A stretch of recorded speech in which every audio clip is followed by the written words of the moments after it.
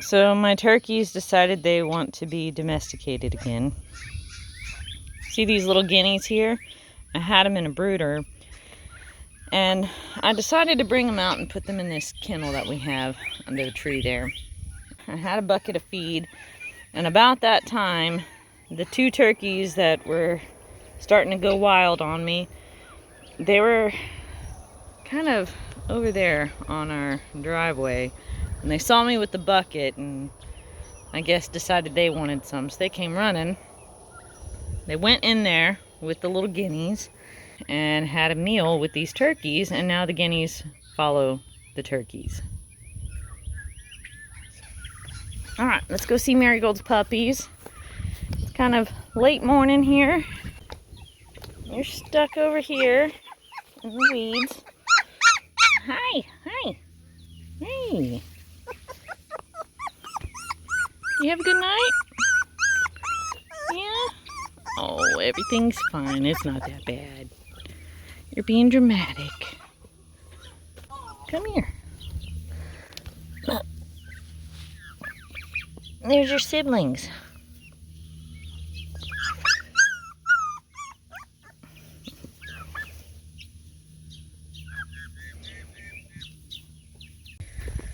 Alright, I'm gonna check on these sheep real quick. So this mama here, she's starting to develop some bottle jaw, and I did deworm her. I think she's improving. For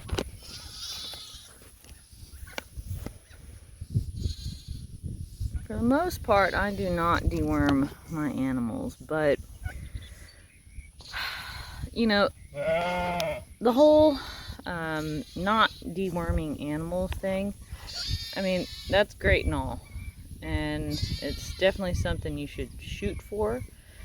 You should cull for as well. And one of the ways that you prevent worms is not just by culling animals who seem susceptible, but it's also pasture management. So when you do rotate your animals, you're making sure that you rotate at a point where the grass isn't too low to the ground so it can regenerate. And that means that by the time they get back to that pasture, you've got taller grass for them to graze on. When you've got short grass, that means they're grazing close to the soil, and that's where they can pick up more of those parasites. I've got a mama who's limping over there. I think the boys were a little rough with her. I gotta check her. Ooh, it doesn't look good actually. Dang it.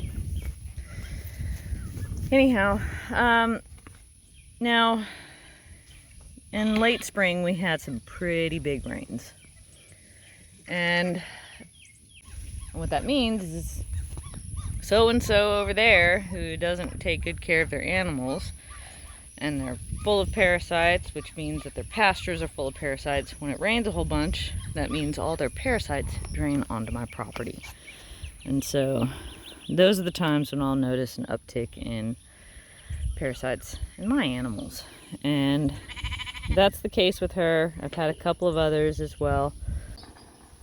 So yes, you can certainly select your animals for parasite resistance, but you know, sometimes contamination from other sources just happens, and it's inevitable. Every so often you may have to do a round of deworming. Oof, I gotta go check on that ewe who's limping there. Please tell me it's not broken. I don't think so. I don't think it's broken. So we've just finished up our slaughter season. Got a round of slaughter that's going to happen later in the year as well. So we've got a bunch of lamb and beef in the freezer right now. Most of it's already sold. You know, at any time we slaughter, we go through a round of slaughter. You know, we retain a little bit of meat for ourselves. One reason being, of course, we eat our own meat as well. But on top of it, I like to keep tabs on what my animals are tasting like. It gives me some insight as to how I'm managing my animals and my pastures, because all that translates to the flavor of the meat. And I'm very happy with what I've got. Very happy with the results. Definitely a big improvement. There's a number of things that I've been doing to improve these pastures. Our pastures are still not perfect. I mean, I've kind of talked about it before in my last videos. There's still certain things in my pasture that I'm working to eradicate, some invasive weeds that are not good for your animals to graze on for marketability and such, but huge improvement this year. Even though we had that drought last year and we're technically still recovering from that drought, despite all that, that drought actually helped me in some of my pasture management. So there is a natural purpose to a drought. It can certainly help you deal with certain problems you got growing out here. And then I think this year is going to be another big leap in pasture management, especially for this current pasture and pasture way out there. Late this summer, I'll do a round of mowing out there. I'll shred it, and that should finish off the last bits of sumpweed or marsh elder that I've got. Same thing. If you have any experience or have any of that in your pasture, get rid of it. Some bad stuff will cause abortions in your animals, and I've had that happen before. This is how we do chicken time these days.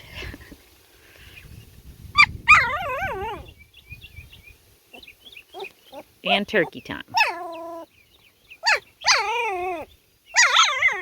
And guinea time.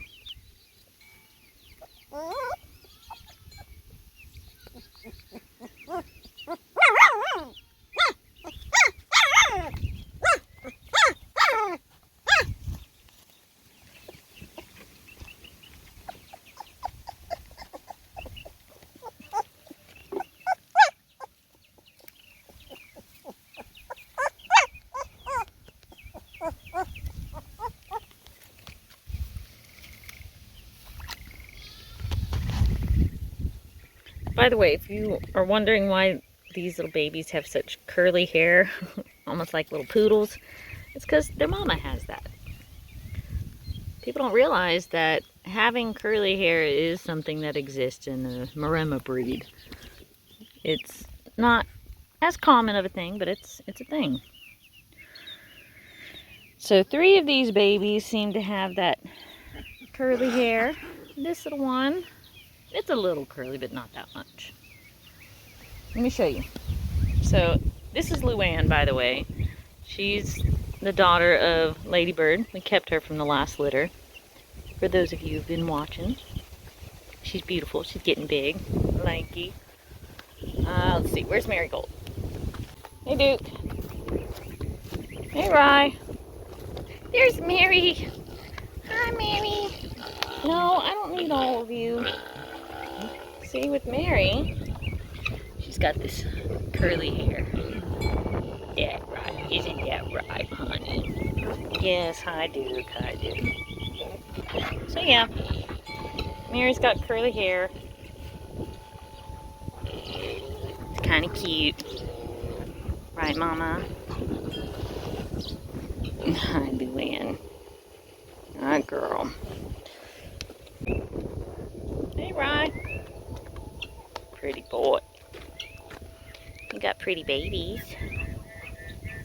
That's a good dog. There's Ladybird. That's a pool I bought from Maple, and it's too small for her. Big girl. Here's my pond. It's looking good. You know, if you want to do a little pond setup like this for yourself, it's so easy. So easy. The key things is obviously get a stock tank, but plants. Got to get some water plants. This is a hardy water lily. There's some more exotic ones, but they're real susceptible to the cold, and so it's just not worth it. If you're looking for low maintenance, get the hardy water lily. They produce beautiful pink flowers that smell like cotton candy. Get yourself some hornwort, very cheap, but it will keep the stock tank clear. It helps to oxygenate it. You don't need to really oxygenate the water yourself. Goldfish can gulp air from the top. You just have to make sure that you've got the stock tank in a shaded area so the water doesn't get too warm. The other nice thing about hornwort is it really clears up the water a lot. And then if you got enough plants in it like this, you really only have to empty the tank and refill it with fresh water maybe twice a year. It's a beautiful, beautiful, easy setup for yourself. And I would say, you know, a few times a year I'll fertilize this. You get these little pond tabs for fertilizing pond plants. You just shove a tab down in the pot where you've got the lilies growing, and it just explodes. It's gorgeous. Well, I put you in there and you squirmed out. It is spa day, huh? Whoop. Look at your little tongue hanging out. It's pretty cute. Oh.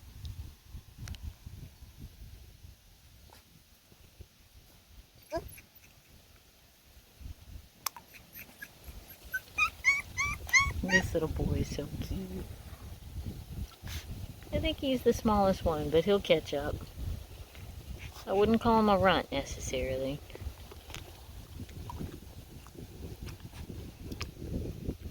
And of course, boys tend to have faster growth once they get going. Oh, look at you. Hi. Oh. So this heifer right here is starting to bag up to have her baby. Getting ready for it. And this is definitely one of my best heifers right now. So I'm truly excited to see her baby.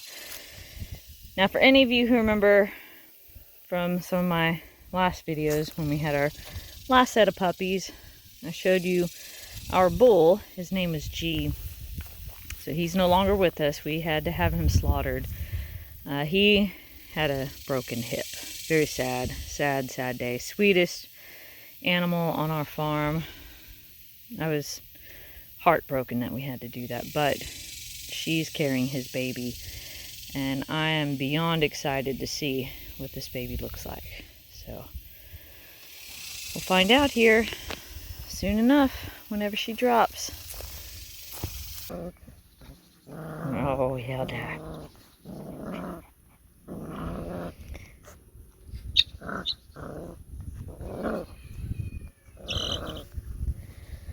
But real soon I'm gonna scoop these babies up and take them out to see the sheep.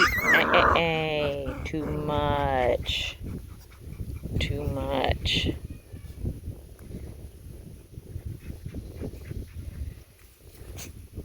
It's when they're little like that. If they do too much like that, I am going to have to regulate her on bite inhibition stuff because she's so much bigger. But all you do is just grab their teeth, make it uncomfortable for them. Just make it an unpleasant experience when they're biting too much. Yep. Yep. See? You're not supposed to do that. Not supposed to hurt those babies.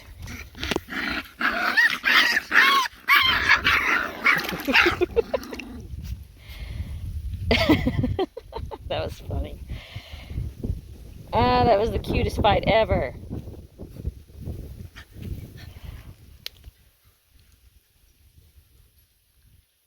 I can't even take you guys seriously. It's so cute.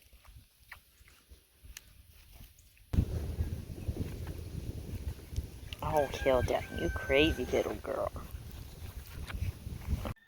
Here's Bobbie Joe. You want to go see your babies? Let's go show the world your babies. Come on, Bobbie. Yeah. Come on, Bobbie Joe. Good girl, Mama. All right. So here's Bobbie Joe's puppies. And these babies are pure Maremma. Now this breeding with Bobbie Joe was not as straightforward as it normally is. So initially we were going to breed her to Rye. We attempted that, and Rye seemed very uninterested in doing his job. Now there's only so much you can do to force these types of things, so when it seemed like it was evident that he was not going to breed her, then we decided to let Duke have a stab at it. And he seemed to do his job just fine. And then afterward, Bobbie Joe was exposed to Rye, but we figured everything was done. Well, all of a sudden Rye kicked in and did his job, and I thought, oh great.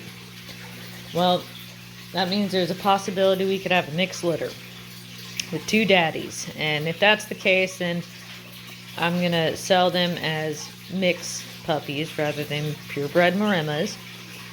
But once these babies were born, not one of them had dew claws. And that told me that it was Rye, after all, who was the successful breeder. Now, we did go ahead and get these puppies tested just to be sure. And sure enough, it's Rye who's the father. So,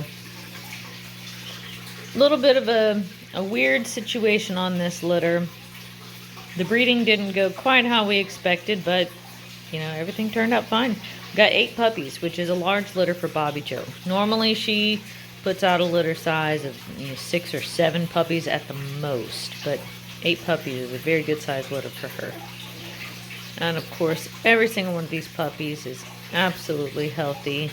Bobbie Joe is an amazing mother. She's taking great care of them. These babies were born June 21st. So they're right at 2 weeks old. They're starting to open up their eyes. And that also means that I'm going to be pitching these babies outdoors here pretty soon. So they get to be outdoor babies. I'm going to wait another day or two. We've got some rain in the forecast, and that'll just make it a little bit easier for everybody if we wait for a drier day. In other news, so it is raining right now, but we've got a cow out there laying down, and that right there is Juniper. My heifer that I was excited to see her calf, and she had her calf. Found it this morning. It's a beautiful little heifer. So I'll be really excited to see how that little heifer grows up. And if she does well for us, then we'll be keeping that heifer. It's always hard to say, so what we breed for in our herd is we do breed for a smaller sized cow overall, but we also breed for cows that drop small babies that grow quickly. So she's little. It's hard to judge a calf when they're small, but it's especially hard to judge our calves because of the traits that we select for. But within the next couple months or so, as that baby starts to grow and put on size, then we'll be able to judge that baby a lot better.